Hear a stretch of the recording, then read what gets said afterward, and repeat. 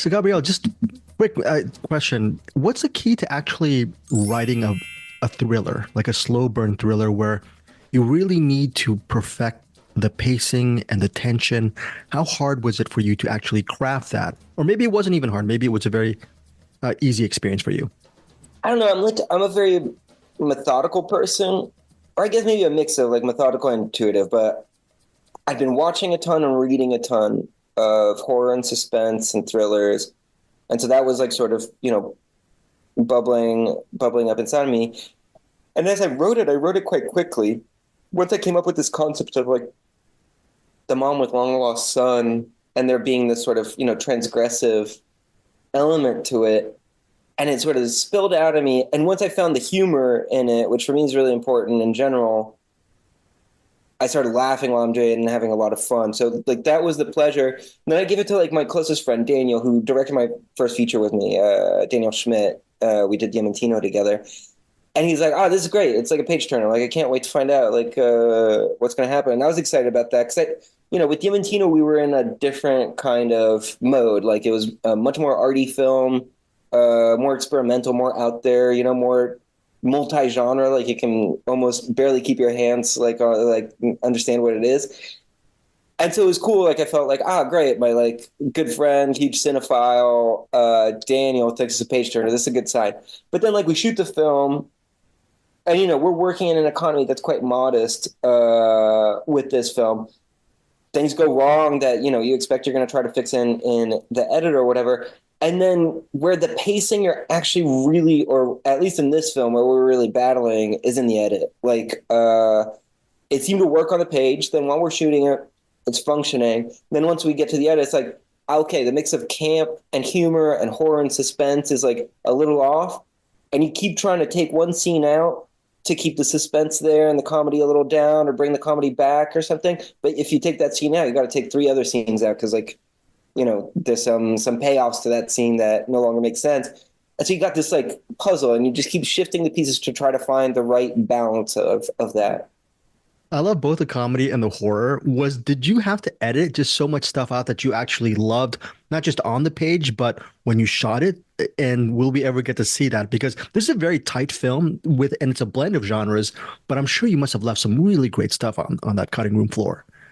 Yeah, there's one of my favorite scenes. There's two of my favorite scenes that are on the cutting room floor. We actually had like a musician that I really love, Panda Bear, who's part of the Animal Collective band, make a song for Ed to sing to his mom. And we filmed that scene. That scene is so hilarious because like the mom sort of hates the song. She like doesn't care about what her like son has written for her. And that scene had to go because we had taken some other scenes out, and it made Ed a little too fragile or something. Like he seemed a little too naive in that scene because he wasn't getting that the mom wasn't into it, and that seemed a little too oblivious or something. So we're like, all right, let's cut that out. He's got to be a little bit more mature or something. And then there's another scene where Amelia humiliates Ed by basically going number two, like pretending that she's unable to get to the bathroom or something. And it's like so grotesque, so funny, and so manipulative as well. Like it works on a creepy level as well, or weird. You're just like, what is this scene? And I'm so bummed that that scene's not in the film. Hopefully we can like put it on a bonus feature or something. But those are sort of like, I always try to be the kind of like in the editing room or even while we're filming or writing a script, it's like, all right, let's the the general quality of the film is more important than whether a scene is something I love or whatever. Like if that scene is hilarious and I love it, but it's actually slowing down the pacing of the film, I prefer to like give priority to the pacing or something. And one of my favorite directors is Brian De Palma, and he's so great at during the final act combining all of these action sequences, making it very visually interesting on a composition level, pace level, and he's just really perfect in a lot of those his Yeah, movies. And amazing. I think you did such a great job with that final act, and without giving too much away about the plot points, Thanks so much. how freaking hard was it just to actually, you talked about the puzzle pieces, but just putting that third act together, that's so many things can go wrong. Yeah, there was a cool thing. Like I'm a huge fan, as I think so many people are, of The Shining. And while I was watching, I'm like, okay, because I was comparing it to Hereditary, which I also love.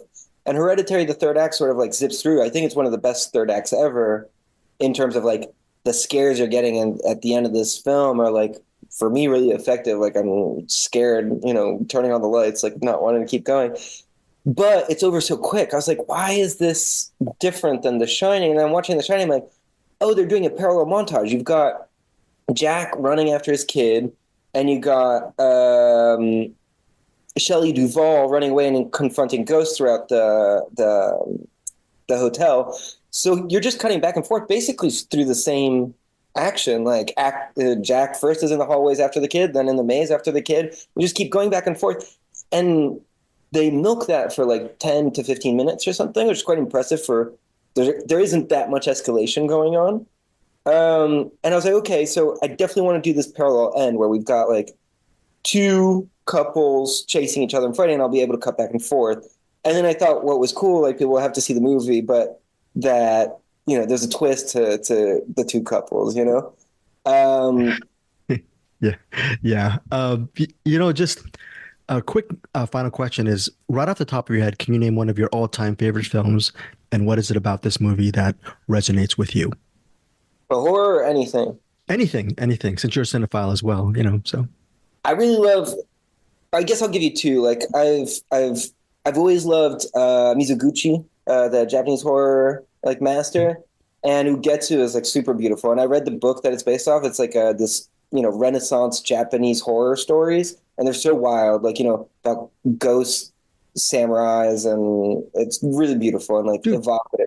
Okay, so that was I saw that maybe 10 years ago, and I thought that was overrated. What am I missing? And I need to rewatch it per your recommendation then. What am I missing on this? I don't know. It's just this like mood. It's like it's weird. It's romantic. Like this film, In the Mood for Love. Yeah, one of my favorites, yeah. Love it. And I feel like Ugetssu has the same kind of like, I guess, tenderness, but then it has this surreal, supernatural part of, these ghosts. And I find it so beautiful. And then one that's not horror is To Be or Not to Be by Ernst Lubitsch. It's like it's during World War II, and it's about these actors who pretend to be Nazis in order to foil them and escape from them. And it's the most hilarious and darkest film I've ever seen. It's so good. Lombard's in it, I think, too. So Yeah. I think she's.